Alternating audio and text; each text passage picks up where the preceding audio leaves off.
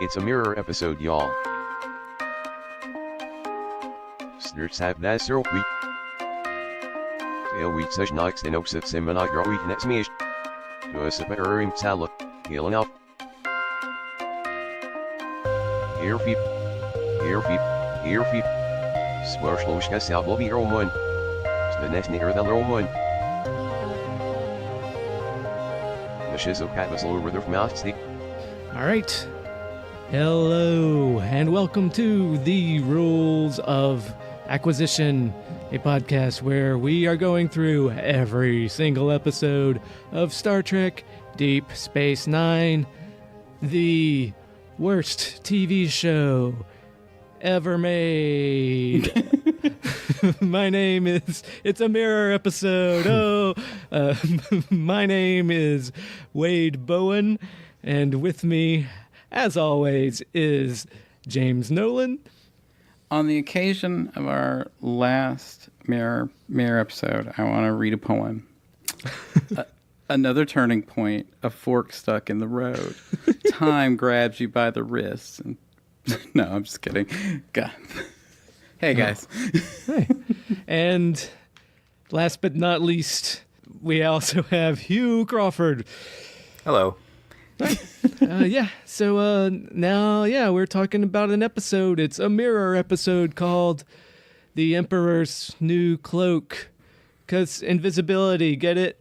Yes, continuing the streak of awful DS9 titles, show titles. So, yeah, this is a episode. This is a little too cute by half. I mean, it's a little bit, but he's... Yeah, they were pretty proud of it, I'm sure. Yeah. This is episode 12 of season 7. Here's the originally aired February 3rd, 1999. Here's the IMDb description. Quark and Rom have to rescue Grand Nagus Zek, who's been held captive in the alternate universe. It just occurred to me that we will finish our pod 20 years after the show itself finished. Oh, wow. Oh, yeah. Yeah. Well, another turning point of fork stuck. I'm pouring one out for Jerome Bixby as we speak. I don't know who that is, but he got a It's something dedication. Unpredictable. And in the end, it's right. No, I hope you had the time of your life, Jerome Bixby. Who's probably dead. And that's he why. definitely is. He got an in memoriam. In memoriam, at the beginning yes, of, yeah. So, I mean, I assume Memory Alpha says what it's about, but we may never know. I did not read that. But yeah, it's combining two great tastes that go great together. We got mirror episode, but also Ferengi shenanigans. It's like the perfect culmination of all your favorite things, guys. Yeah. Oh my God. This episode is grade A horseshit. I don't know what else to say. I mean, at every turn they make a bad decision. Yeah, it's putting the test. They say that the last week's episode is the consensus worst choice of the season. Like, I don't know. This was... I don't know. I don't know whose dick they're sucking on because this is the worst. I mean, this one so is... far. It's another mirror episode. If you don't like mirror episodes, you're not going to like this. If you like mirror episodes, you might have a good time. If you like mirror episodes but hate Ferengis, you might not have a good time. If you really like... if you like Ferengis but don't like mirror episodes, you might have a good time.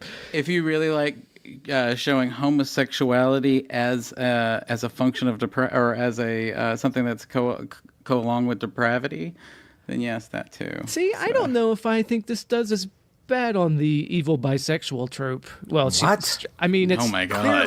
Clearly it is. I mean, it's not, but she's not an irredeemable bad person for being, and it's not her the Kira gayness that makes her bad. No, I'm talking about Dax. No, Kira's, I'm talking. Well, she's the one that's aggressively bisexual in the. Oh yeah. Like throughout the through line throughout the Mirror Universe. That's how they signal. That's how they signal that she's a bad girl. I mean, don't get me. Yeah, this is an old trope that we talked about the first time it popped up way back in. Yeah. Sorry, Speaking of that first time, I'm with you. Kira sucks in this episode. I didn't enjoy her intendant very much, But Speaking of that first episode, if you guys go back all the way, scroll all the way back to the first Mirror episode of the first season, Hugh says, this gay shit is like, not this gross, it's how they're using the homosexuality is gross of this shit. Yeah. And I go, no, Hugh.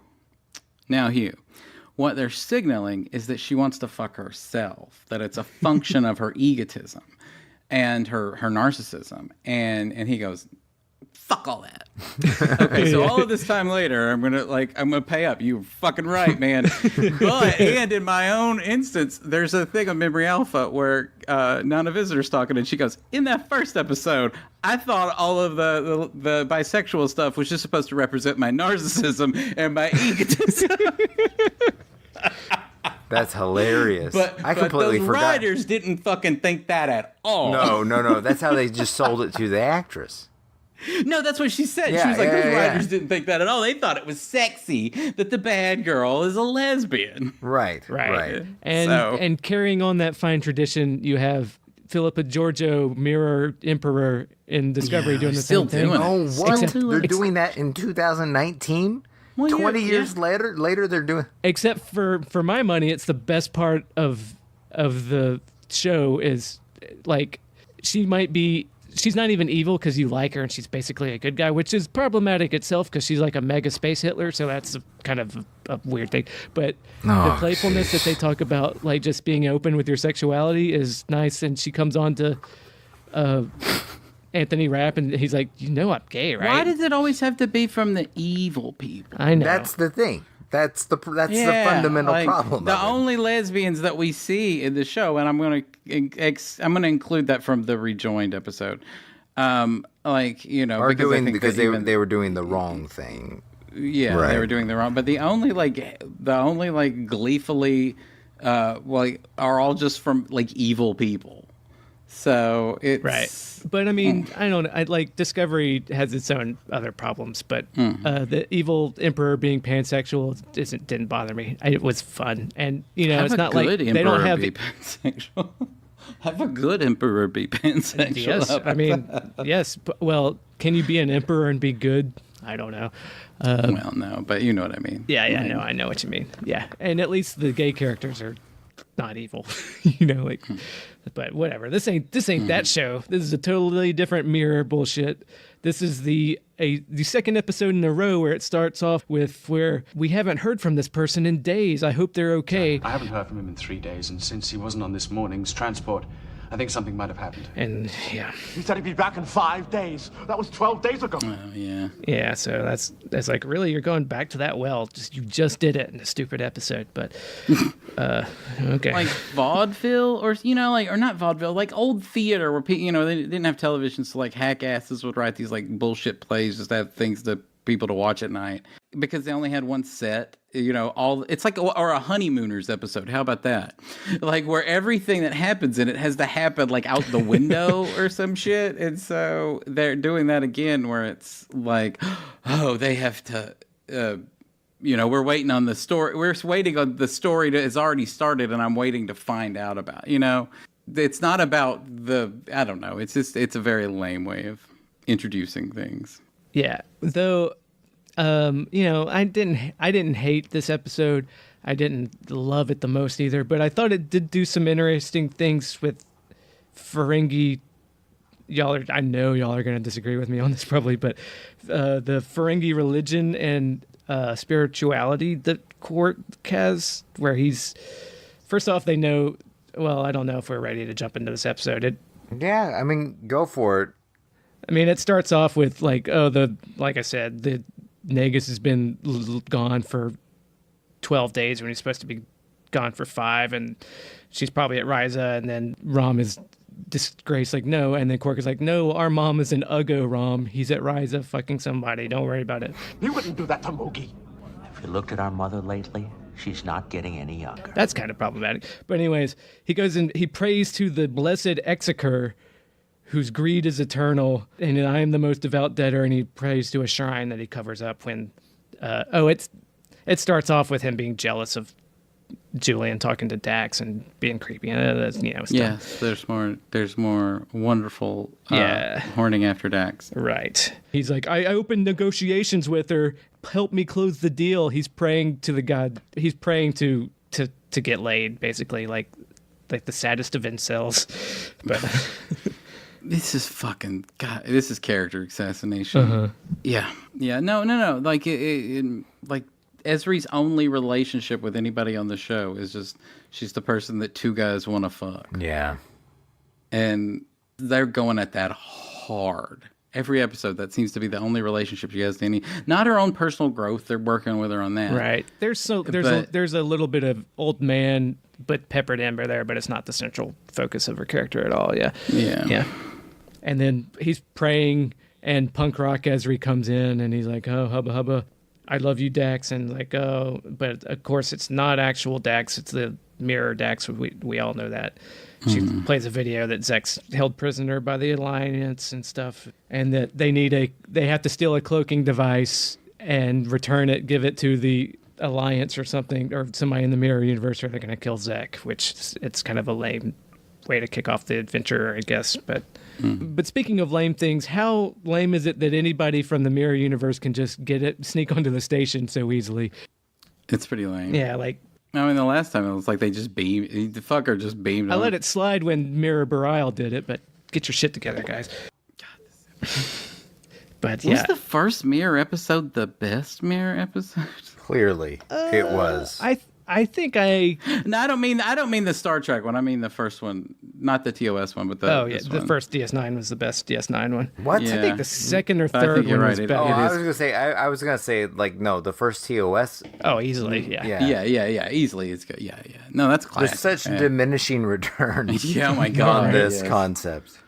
And even in this one, it's a mirror universe, but they just call it. I thought they used ROM to amusing effect to call out like what I'm sure all the nerds were also calling out, like they never say mirror universe, they say alternate universe, and then Rom is like, they call it alternate, but it's like it's not really alternate, it's just different, it's weird, the meta commentary on the concept that they can't stop going back to is so dumb.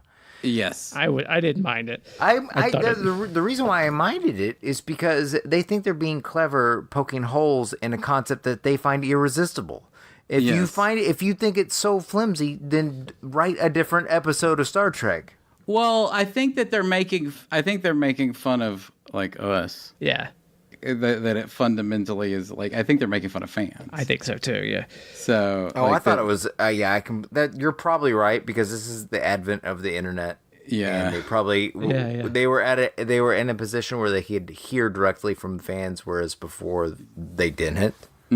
Yes. They whatever listserv that they were on, conventions. I imagine like every single convention that Stephen Bear ever had to go to, he had somebody walk up to them and like want to know the ins and outs of the Mirror Universe. And why would there be a hologram in one universe, but that would be mirror represented by a robot in another? It's just jobs. It's a lot. So many of these guys who are coming up to them that they're just. Yeah. They've got a writing job in Hollywood. They're worried about their union stuff. They're worried about that syndication, like that sweet seat syndication money coming in later down in life. This is ending. They're probably trying to like network and scramble to get something else. It's just this show's got senioritis so bad. Yeah, we get some more reference to Vulcan Love Slave and names. You be Talana and I'll be Shmoon. From Vulcan Love Slave Volume 3. I always wish they would have fleshed out more. I don't remember Vulcan Love Slave. What's? I think it was a joke. It's a running joke that they from get. What? It's just a running reference that like Morn's talkativeness or one of those background things they just go back to. Does it even predate DS9? Is there a joke in TOS? I don't think so.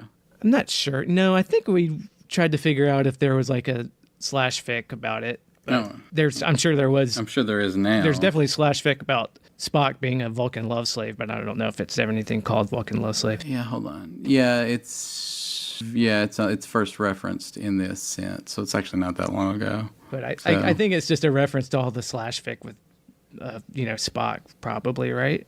I mean, Maybe not, but that shit goes back to the 60s. No, I'm talking about the first reference on the show to Vulcan Love Slave. Oh, yeah. It's just to this ascent, so it doesn't go back that far, actually. Oh, yeah. Yeah, the Trill should be rebels, but they're not. But I don't even know which side is which anymore, other than the Alliance is the humans.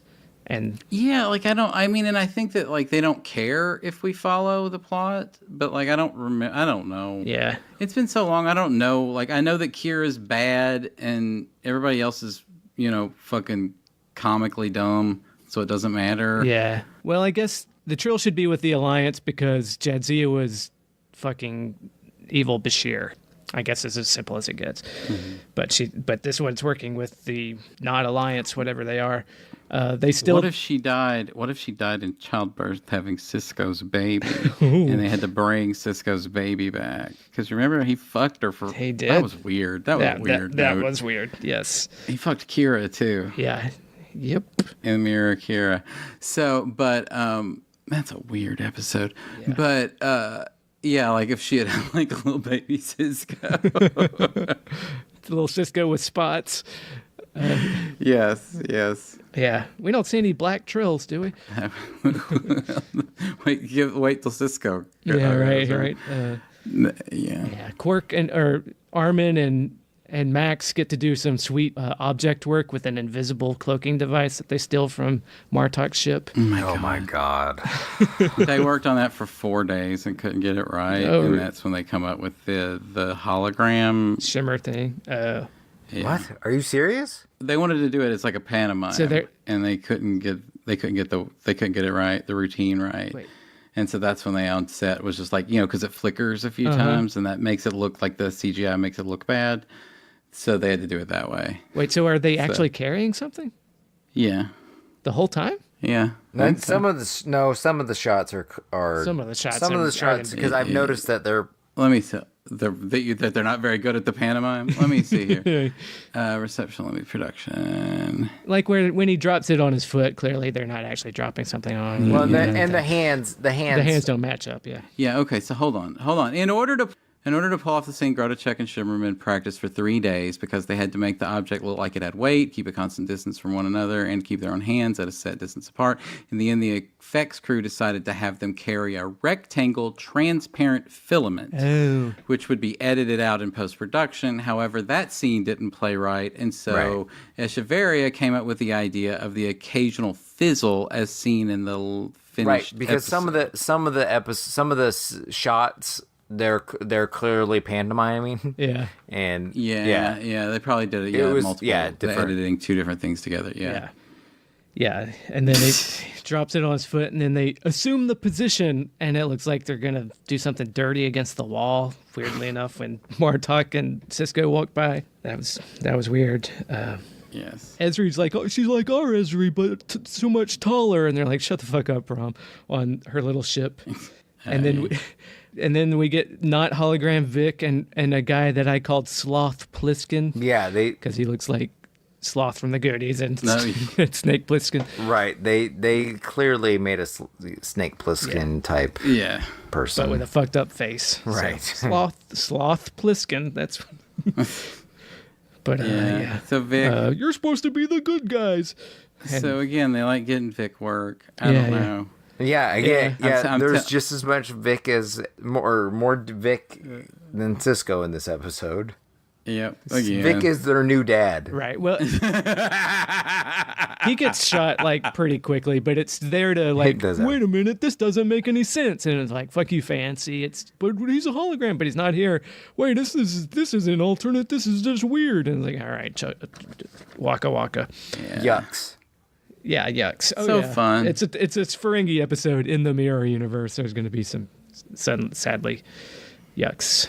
And sometimes you read these comments that Ira Stephen Bear on episodes like this, and you're listening to it, and he sounds like I don't know, but what I picture is You remember in Boogie Nights, that documentary in the middle with Dirk Diggler, and the way he talks about, a lot of people use my things for good, like I feel like I'm helping marriages. That's what I view my job at, Yeah. And I go, we all felt the need with a small end to visit the alternate universe one last time. And let's just face it, the idea is silly anyway. Mere Miller silly. Why would we take it seriously? Right. Look, if you get worked up, so we put Rom in there just to ask people like, guys, why don't you just fucking lighten up and not think about these things? If you don't think Batman kills, like, fucking grow up, okay? Yes. If you don't think Batman kills, where the fuck have you been?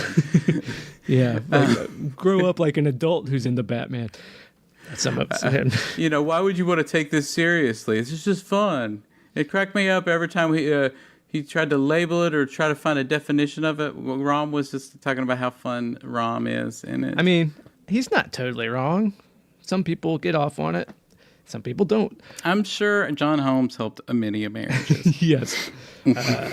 Yes, I learned so much from him. Didn't he get like a Kennedy Center honor for that?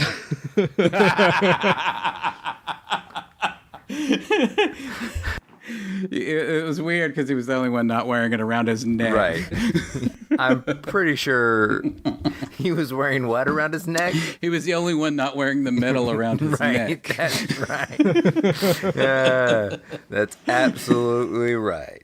And basically, you know what? Somebody who ripped this episode off was the Last Jedi, because Ezri is basically the DJ character from the Last Jedi.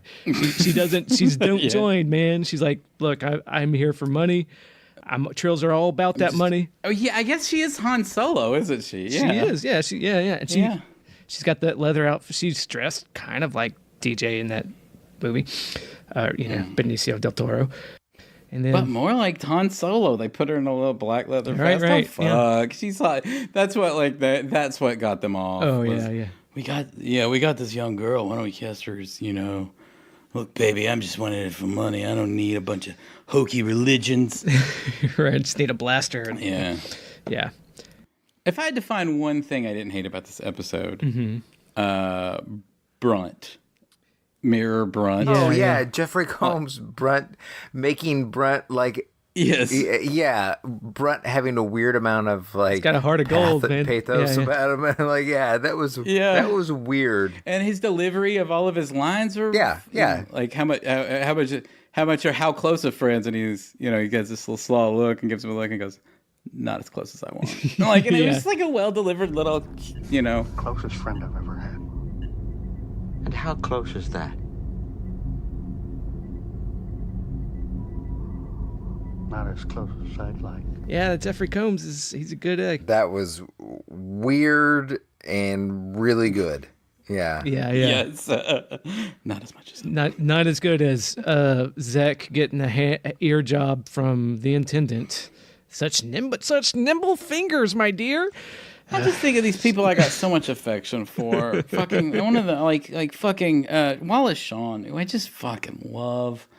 Having to think about him like scrounging for paychecks, but I'm gonna do this with that shit on his face, and then Nana Visitor having to like, I don't know. I just feel bad.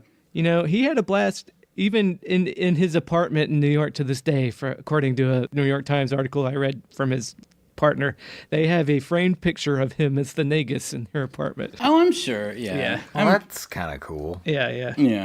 But on the other hand, I feel bad. Yeah. Oh, I see why with this episode. Yeah. You've got quite a temper. It's one of my best features. And they had to do a whole lot of plot explaining too. So it's this big dump where it was like, you remember 5 episodes ago, and I was in the, and I had access to Nog's bedroom, and don't tell your mom that I had a woman tugging on my ear hairs. Quark, tugging on his ear hairs is what he gets off on. That turned me into Hugh a little bit when the tugging on his ear hairs. I was like, all right, no, okay. Come on, yeah, you gotta know that's the most repulsive thing. That completely takes you out of your enjoyment of the show. Besides everything else that was on the screen, taking my enjoyment out of. Yeah. But he's and then going back to the Ferengi religion, like it's capitalism, but it's also religion. It doesn't quite make total sense. Like with Ezri's being like, she's like, I'm all about that money, you know, and she's like, why are you doing this? She's like, oh, I can't explain it. He's just my Nagus. It doesn't actually make sense, but he's my Nagus, and I pray to the Executor, and that's just what you do. It's just what you do. You take care of your Nagus when he asks, and it doesn't actually make sense why he does, but it's just he does it because he's a Ferengi, and he's a good Ferengi. Yeah, but yeah. Everybody, every fucking little libertarians, really just a secret authoritarian right in his core. Right. They get in line just like that. That's why they all, whenever libertarians form groups, they always end up becoming the Proud Boys or those fucking like, yeah. Look, I don't like Trump. I think he's a creep, but he's my president. And what do? You help out your president even when you know he's an awful piece of shit. Yeah. Yep. Was it Murray Rothbard, the libertarian, actually believed that the most perfect libertarian organization is the mafia. That's how Murray Rothbard felt. So, well, libertarians, yeah, capitalists and anarcho-capitalists are all little authoritarians inside. Well, that's maybe why they can get behind Trump, because he's definitely had his own ties to the mafia over the years, real estate and whatnot. But this ain't fucking Pod Save America or anything. Who gives a shit? We're talking about dumb mirror shit episodes. The Regent's gonna get into Beetle snuff, and I guess the Regent is the Emperor in this universe or something. Oh yeah. I guess we could, you know, if we were boots and not salts, we could have a conversation about how this mirrors the politics of Discovery. But, yeah, right. You know, it's a little bit of a bummer. This has occurred to me while I was watching this episode, that this is the first time I've seen Andrew Robinson in such a long time. I mean, I guess he was in that second episode. Yeah. Yeah, it's been a while. He was in the second episode? That was like 6 episodes ago, James. That's where this is episode 12 or something. For somebody who was sort of like a fave for a while, he's another discarded fave. Mm-hmm. Yeah. You know, the show gets like sort of infatuated with some of these actors and some of their characters, and then discards them. Martok's another one of them. We discover Martok. We love him. Martok got some stuff, but no, I feel like Martok's in a lot. But like, I do feel like that probably if we were on set and we would see who Ira Stephen Bear personally likes and who he doesn't, I bet that you would see like how the plots move.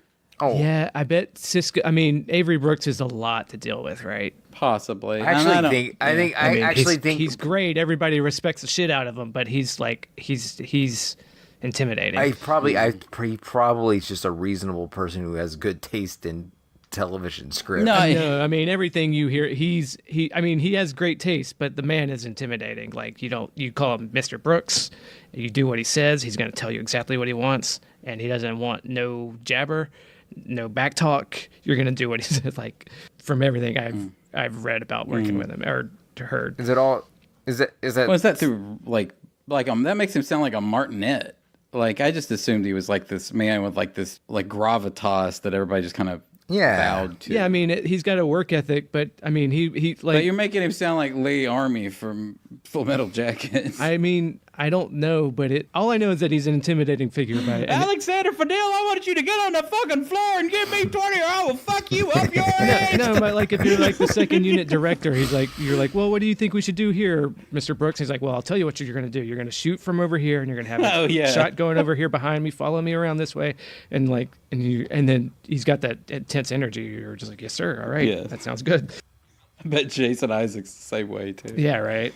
I could see them being like that. Yeah. Yeah. So, and then with a guy like, I don't know, a guy that's just like, why don't we do this Western episode? It's like, all right. And then Mr. Brooks says, why are you doing that? Yeah. Oh my God. I bet. Ira, it's like, oh, I don't know. I mean, I get that it's probably like in the way that the TOS, I mean, all of these things are battles of wheels with the captain. Yeah. Like all of these stories have stories of like the captains being nothing more than TOS. Right. But also Voyager was played. You don't hear that about Enterprise because that was, that's the son that nobody cared about, like the fifth kid. Whenever you meet somebody and they're like, oh, I'm the 5'5", and they're like, oh, your parents just forgot. Yeah. And Baggill is just like, I just want everybody to be happy, man. I'm happy to be here. I'm not gonna shit talk. It's like, all right.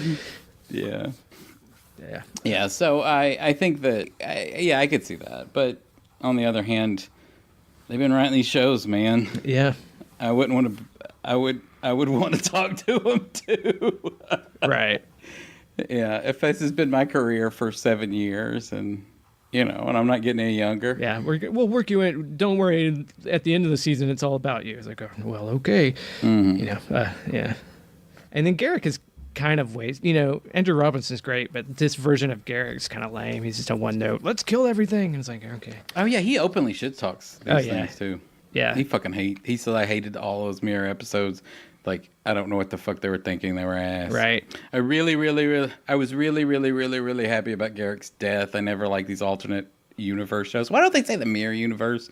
But anyway, it's just a stupid. Yeah. So he's shit talking the whole thing. I did like when he had this weird sub energy with Worf, but even in this one, it's gone. It was like in one episode where he was just like, "Yeah, tie me up." It's like okay, it's fine, but it also sells that like, oh, the evil guys are sexual deviants, which is kind of fucked up too. But yeah, they want to kill the Intendant, and it's a big ship, and they get the. So what's the joy? What are we supposed? Because he's right that it isn't a mirror. That they gave up on trying to do these moral opposites. That was what the first show was rooted in. So they build it as a place to go, and so why go there? And I probably had this conversation before with a Discovery or something, but like, why? Like, well, it was all. I don't know why. If they're not going to care, and they're going to say. I mean, if Ira Stephen Bear is like this idea, the Mirror Universe was stupid. It was stupid in the TOS episode, or wacky and fun, or whatever they want to say. And if it was a bunch of yucks on TOS, and we decided to do 7 episodes about it on our show, and it was wacky and goofy, then why do I? Well, like. It's in an alternate universe, but I don't understand anybody or anything. So it's just like, is it fun to watch actors do uncharacteristic things, I guess? Yes. Yeah. I mean, we talked about it was the whole spin on it was a pitch from Robert Hewitt Wolf, right? Didn't we talk about like in season when it first came about? It was his idea of what could have happened since Spock came back and was changed and everything. Yeah. And then and that was serious. And that was serious, but now it's just like fucking everybody's just doing like. Well, that's what I'm saying. They did that, and then they lost the guy that had the ideas, and now they're just playing around for yucks because it's a fun thing to go back to for the writers. Some people like the idea of it, and so it's a fun thing to do once a season. But it's it's just like in Rosencrantz and Guildenstern Ted, where they have the players and they come in. It's the players from Hamlet, and they come in and it's like, hey, we do this for the dumb for the dumb like hoople heads, and they do these like dumb like farcy things where they're kicking each other in the ass, and they're little like it's like that, like yeah. Sometimes that's what people wanted. Yeah, I mean, that's definitely. Yeah, I just thought is it like Benny Hill type shit? Some people like Benny Hill shenanigans episodes more than others. That's all it really comes down to. I just want to let everybody know next month my Benny Hill podcast is coming out, where we go through everything Benny Hill ever filmed. It's what's it called? I'm trying to think of something that's I'm stuck on yakety sax, but I can't make a joke about it. But anyway, I don't know. Yakety yaks, talking sackety sax. Yeah. I don't know. Something. You get it. Then they get away from the Alliance. They get the Emperor's new cloak to the big giant Emperor ship. They get an iodine coupler, and Rom is like, that's not an iodine coupler, you fucking idiot, Garrick. And Garrick is like, I'm going to kill you. And it's like, you can't kill me. I'm the only one that can install it. And there's a lot of like playing about like, oh, we're going to kill you. And the Dread Pirate Roberts told me every morning that he was going to kill me that evening, and then he never did. But except, or if you ever been stuck watching like at a puppet show with your kids, it's kind of like a puppet show. Yeah. Now I'm going to say this. Oh, no, you don't. Oh, I think I will. I will just come here and get my candy. Whatever, yeah. There was one scene where Kira, it felt almost explicit, where she was like, oh, no, you want to get pegged, right? And you're going to love it. What? She's talking about this thing that she wants to do to him, and he's like, I don't know about it. If I'll enjoy it. I was like, Oh. Really? Absolutely. I have never tried that before. Few men have, but I think you'll find it very stimulating. Tarek Noir, they're there. She's there for butt stuff. I don't know. She's a sexual deviant. She's got to do something deviant to Regent Worf. Yeah. Yeah. The 90s infatuation with the sexy dominatrix is just fucking I guess it's those Joel Esterhaus movies.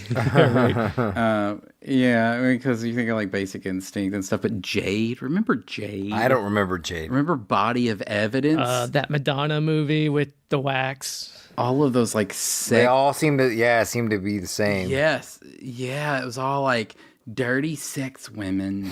Yeah. Fucking. I mean, I guess it's probably all based. What was that Michael Douglas movie with the rabbit? Oh yeah. Basic Fatal Attraction. Yeah.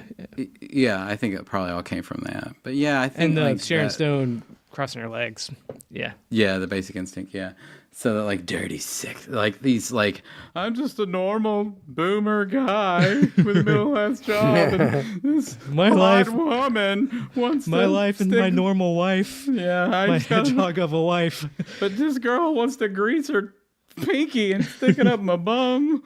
Oh Lord, I don't know what I'm gonna do. And so I think that it was just writers really digging that, and that was Which I get. I don't know. It's nice when women do all of the work. And sure. Yeah, I know. I could see why that was Ira Stephen Bear's fantasy. Right. And then Garrick is interrogating them or not. They're like, well, you should, and they milk it for time. Our Garrick is smart. You're a dumbass. You should be they milk, the writers are milking the scene for time, or the characters are milking it for time? I mean, the 6 of one, half dozen of the other. When you're watching a movie on Mystery Science Theater, and they always comment because the shot goes when someone's walking away, follows them all the way to the car, or the drive all the way to the house. It's just there to pad out the runtime. Yeah.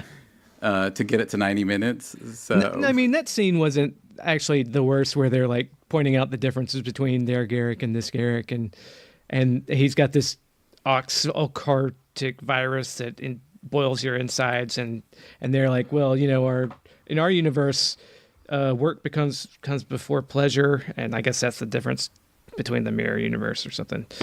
Pleasure comes first before work or something. That's a weird thing, but them just milking for time about our Garrick would be doing so much better than you. It was fine. Then DJ Dax comes in, and before he can inject Quark with this boiling inside virus, she murders Garrick. And it's because previously we've seen her change of heart basically is because the intendant who she's killed. Yeah, she's got a sexual relationship with, because she doesn't she kills Brunt, and and Brunt was a good guy and she liked him, and she didn't have sexual feelings for him because she does with the intendant, I guess, because she's gay. I'm not her type, and I don't think you are either. What makes you say that? But when the intendant murders her best friend there, she's like, well, it kind of turns her around, so that's why she breaks in later to save Quark and Rom, because some things you just do not for money. In this episode, I do think that there's I honestly don't mean this in a sexual way. It seems like Nicole DeBoer would probably outside of this role be fun to hang out with. Yeah. It seems like that she probably has a certain type of sort of fun, loose personality, and that she had a spark in this role that I don't mind her, but it seems like she's having a good time, not just because she's getting to play lesbian, but just because she's playing a character with a little more right, edgier. Yeah. And she seems like she might have at this point in her life been an edgy person, just as a person. Mm-hmm. So it's kind of, I don't know. It looked like she was having fun with a more meatier things to do or emotional range to enjoy. That's the second good thing I've said about this episode. Yeah, hanging out with the kids in the hall in the mid-90s feels like it would have been a blast. You probably had mm-hmm. Early 90s, maybe by the mid and late it was starting to fall apart for him, but But yeah, she goes, Quark is like, how much do I owe you? And she's like, no, I'm not doing it for money. It's because she killed my best friend or whatever. But then they still let the intendant go. The cloaking device that they installed. They're going to murder Quark and Rom anyways, even though they did everything they asked. And then Rom is like pissed. That's the last time I do anything for you, whatever. But when they decloak to blow up the Defiant, he put a booby trap in there, and it sucks all the power, and they're sitting ducks, and then the Defiant can take out the ship and get unconditional surrender from Regent Worf. And then Ezri gets to go debrief with Lita, hubba hubba. And Rom is like, but you're my wife. And she's like, not here. I'm going to go hook up with Ezri. And then I think I'm ready to go home now because, yeah. So I guess, do we think they knew that they were on the last season? Do they know they're on the last season? Oh, yeah. So why aren't they really closing doors? Why didn't they fucking do it up? Kill these motherfuckers. Yeah, you ain't seeing these characters ever again. I think my theory is they see what's come before them, and they're thinking we're gonna be doing movies. Oh yeah. In another 5 years, it's gonna be us doing the movies. Ira Steven Behr thinks that he's having the biggest summer blockbuster of 2001 at this point because he thinks he's gonna get the band back together to do movies and stuff. Mm-hmm. Yeah.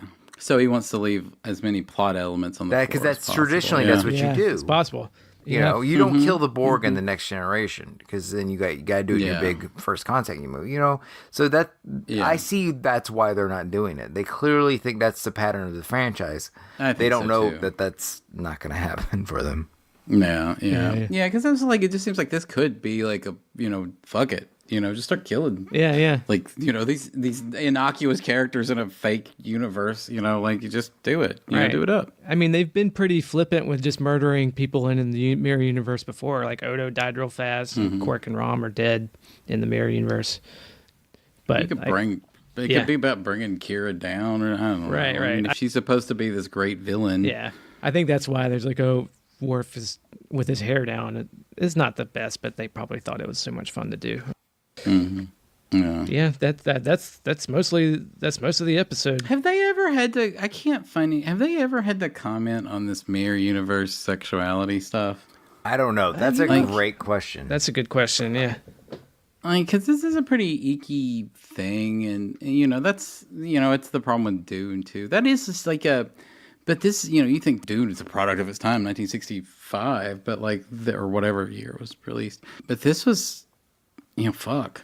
Well, Wade said the evil emperor is doing it in 2019 too. So but I remember that that was in the season we watched. Hugh. Yeah. She has that gay She has a three-way with a couple. Oh yeah, that's right. In the last episode of that, yeah. Oh yeah. See, that's and at that point she was clearly the evil one too. Right. And people still get worked up. For Discovery, it doesn't bother me as much because there are bigger problems in that category where they get permission there's slip. Bigger problems, one, and there's other displays of sexuality among the good guys too. So her being pansexual doesn't.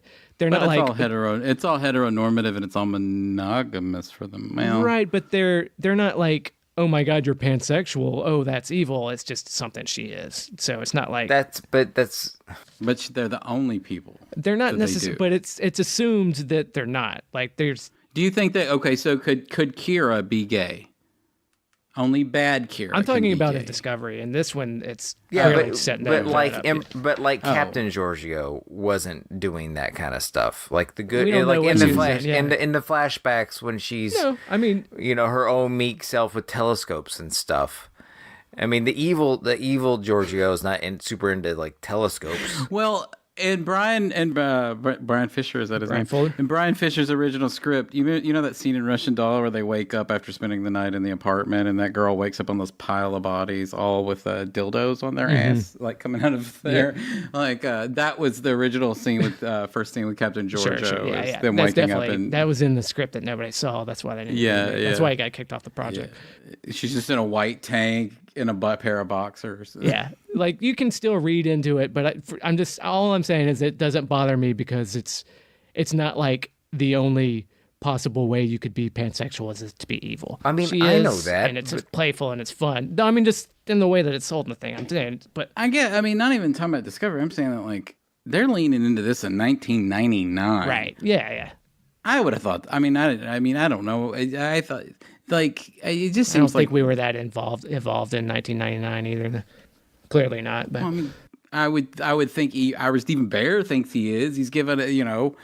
We very much get sit to his lectures on things. So I don't. It's still just it's kind of shocking that that it's there and that it's that pronounced. Like they never got called out on the carpet. They never really had to account for it in the fandom or anything. It just seems like it's such a. I mean, we are now.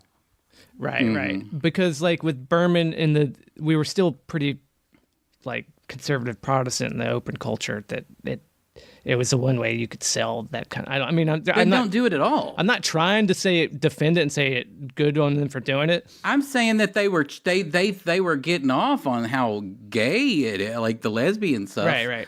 But like, I'm saying that like it's clearly coming because they want to do it this way. Oh yeah. Because it's basic, like I said, basic instinct, body of evidence, all that stuff. It's in the zeitgeist. I get, but and like it's fun to be bad, And yeah, but the fact that it's bad by design, it is problematic. I agree. Yeah. God damn it. Yeah. Why men are weird about their dicks, man. But yeah, so it's yeah. I guess it's so shocking, and I'm surprised they've never had to like sort of be held accountable for it in the way that I think Dune has been. Like you that is a part of the conversation, the cultural conversation of Dune, but the Mirror Universe, that's not, and it's only this. There's no TNG Mirror Universe. There's not a Voyager Mirror Universe, right? I don't think so. But yeah. Oh, but I it don't is. remember. I mean, if there was, I don't remember. I didn't care much for the Enterprise one. Oh right, yeah. So I didn't see it, but I mean, like now, yeah, I don't know. It's weird. I don't know how fans still complain about it in Discovery. So I guess there's something to it. Yeah, I mean they're entering in that age now where it's like, you still doing this seriously, Right. And that kind of stuff. So. I just want a positive representation of a polycule. I don't know. Right. Why can't we get that? Yeah. I mean, none of these alien races have three ways. Yeah, I mean, like I've said, it doesn't bother me as much in Discovery as it does in this because it's like it just doesn't because it's more fun and they're not extremely bad because of it. On Enterprise, the Doctor, what's his weird sex Phlox? thing? Yeah, he's got like 8 wives or something. No, his wife has multiple husbands. That's what it is. Oh, right. Yeah. Like they're like the oatmeal face people. They're like the people all those men who live with Tilda Swinton. I didn't know that she had that kind of relationship. Cool for her. Yeah, Tilda Swinton's fun. If you ever, yeah, Tilda Swinton's fun. If you're ever, I don't know what I'm saying here. Yeah, I don't know. I don't know. It's made it sound like if you're ever in Tilda Swinton. Right. Well, she doesn't just look like David Bowie. She's a good time. She's pretty fantastic. I was saying that Tilda Swinton is fun, like Edinburgh is fun or something. Like. Right. If you're ever by Tilda Swinton's apartment, just drop by. You'll have a great time. I don't know what I was saying there. Sorry. Tilda Swinton's great.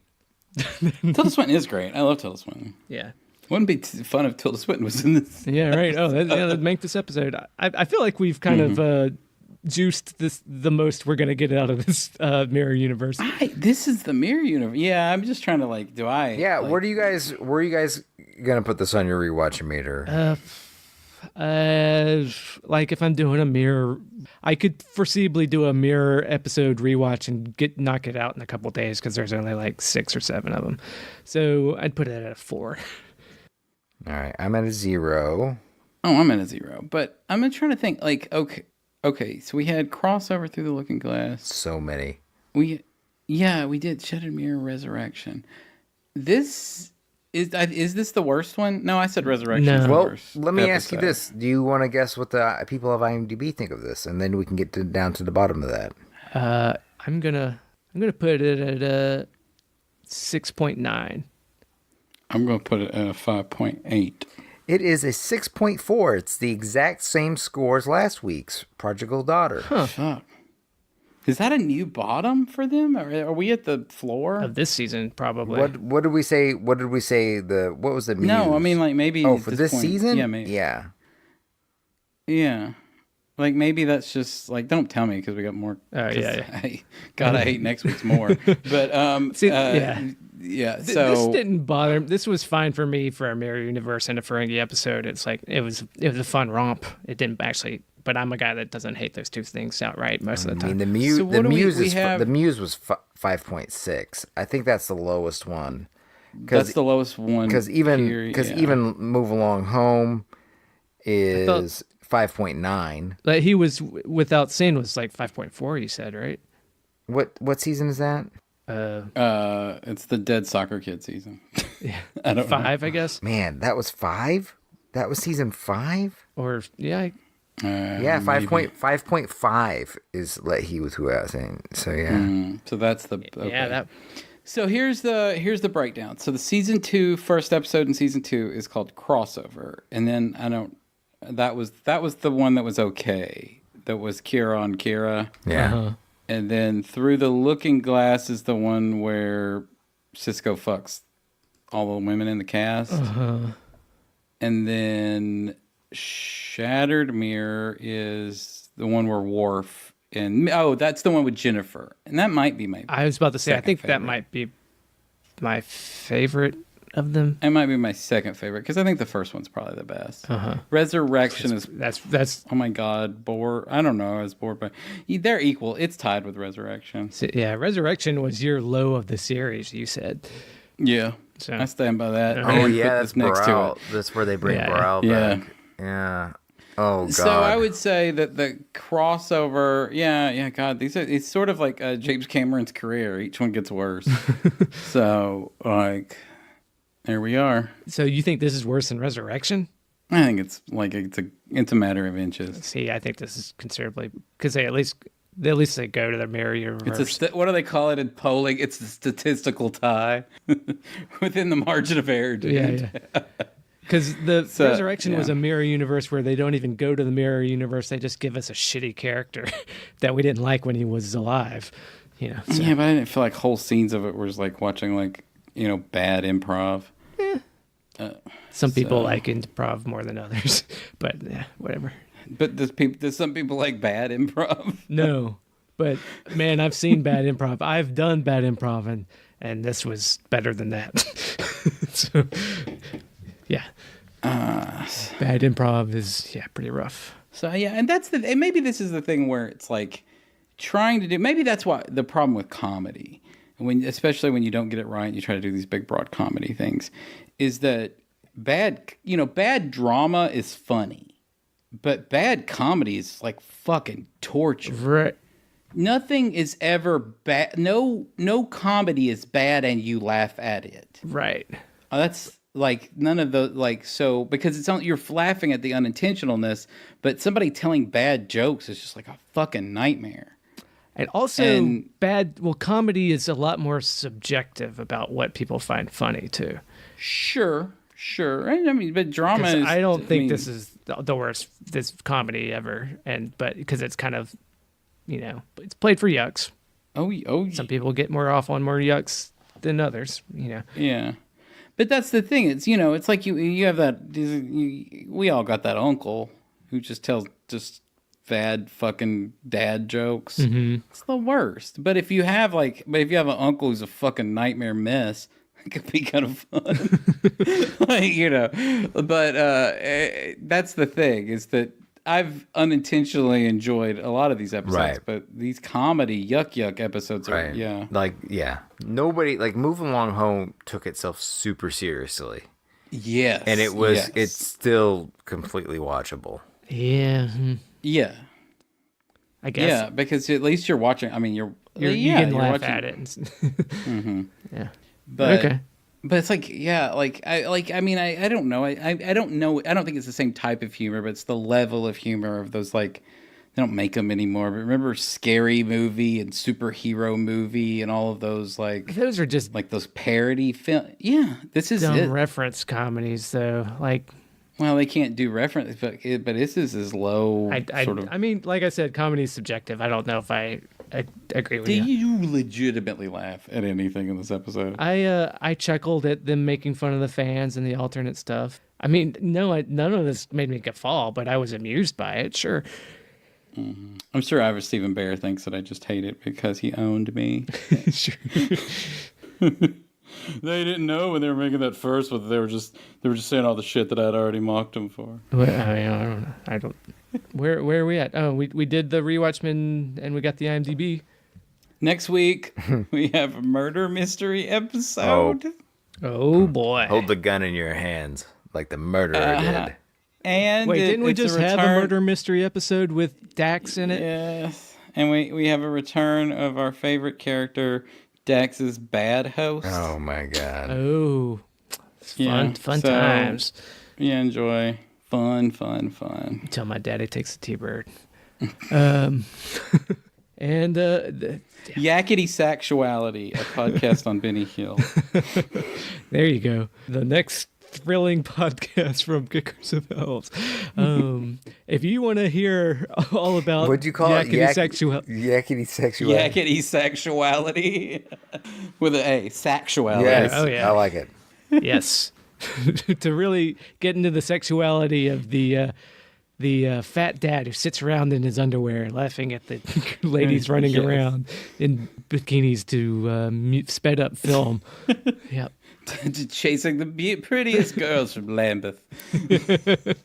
Yes. So if you want to, give us the feedback about how much you want that podcast, give us a call at 917-408-3898 or join the Patreon. Pay us to not do that podcast at patreon.com/kickersofelves. All right. Yes. Well, thanks again for listening to another episode of The Rules of Acquisition. We hope you come back next week and join us as we go through another episode of Star Trek Deep Space Nine. For Wade, James, and myself, 3 to beam out.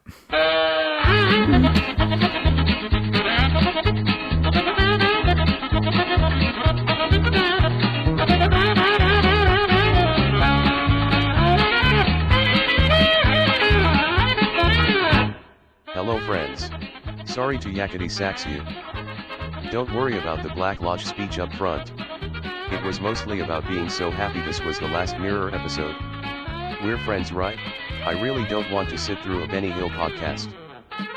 I don't know if they'll do it or not. I mean, who would want to sit through that? But go ahead and give to the Patreon anyway. Money is the only thing those bastards will listen to. They talk good about not being bought. But they will run around in skimpy outfits for the right price. It's a big price though. Indecent proposal, then why don't ya? Damn my programming. They've already made a whore out of me.